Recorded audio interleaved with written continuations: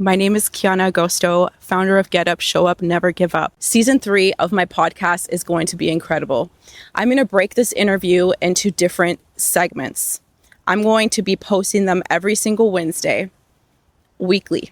Today is such an incredible opportunity to be able to interview Dr. Christopher Sletten here at Mayo Clinic. He's the director of the Pain Rehabilitation Center.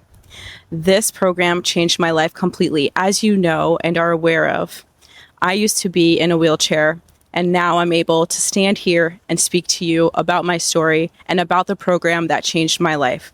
We're going to go into depth with not only the program, but clinical research and insight from Christopher Sletten. He has over 25 years of experience in the Mayo Clinic, and he's dedicated his entire life to helping others find hope. You can follow Get Up, Show Up, Never Give Up on all streaming platforms, including social media, podcast, and go to getupshowupnevergiveup.store to purchase merchandise that is designed by yours truly. I want to make sure that this brand finds you and it finds people that it's intended to find. I want to make sure that you find hope and strength within yourself and find the resilience that lives within you. You're stronger than you think. And I want to ensure that you know that and to always believe in yourself and to get up, show up, and never give up, which is the phrase that I used every single day proceeding to me coming here and getting better and being able to stand here and talk to you and bring all of this content to you. Much love to you all. Let's get started. We're going to get into the subject of understanding Central Sensitization Syndrome. Can you explain Central Sensitization Syndrome in a way that's accessible to someone listening at home? Sure. Let me just start with a couple very simple examples. Most of us humans, most of our lives, experience sensation kind of like an on-off switch. On when there's a stimulus, off when the stimulus goes away. So a person takes a sip of coffee, they taste the coffee in their mouth, swallow it, the taste goes away. Gets stung by a bee, it hurts for a little bit, the sting goes away. So we're really prepared as humans to deal with things sort of on a temporary basis. But for a variety of reasons, the nervous system, starting in the body, where we have sensors in every square inch of our body except for our hair and fingernails, when those sensors get stimulated excessively or for a variety of reasons, it's like the light switch gets jammed in the on position. And when it keeps sending a signal to the brain over and over and over again, it literally changes the way the brain processes that information. And so the sensitization really happens up in the brain in a place we call the sensory cortex. I know that's a little scary and neuroscience-y, but the sensory cortex is essentially a sensation map of every part of our body.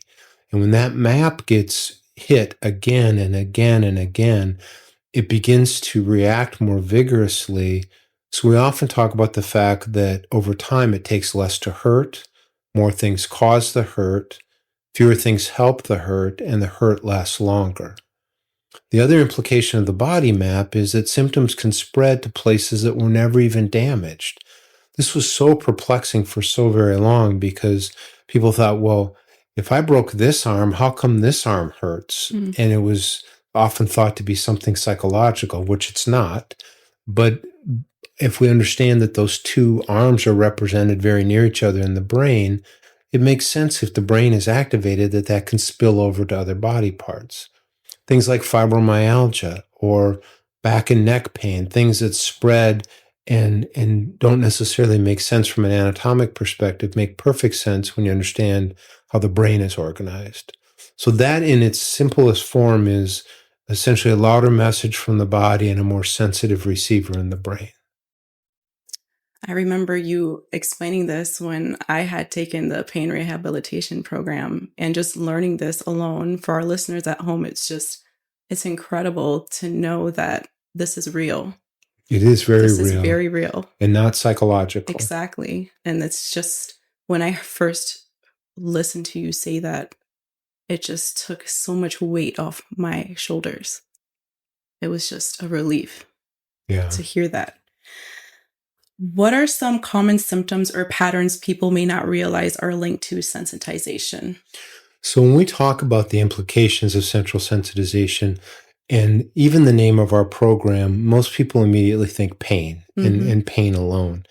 And certainly that's something we see frequently. But chronic fatigue, individuals' digestive issues, whether it's irritable bowel or frequent nausea or abdominal pain, things like that, balance and dizziness problems, um, uh, all kinds of numbness, tingling, itching, burning, all kinds of other sensations, as well as for some of our patients, problems moving their body in a certain way because of the sensitization. So we're really working hard to get out the message that pain may be a common thing, but it's not the only thing that we work on. And so that's part one. Part two is even if a person starts with one problem, because of the brain organization, they may start to experience problems in other organ systems.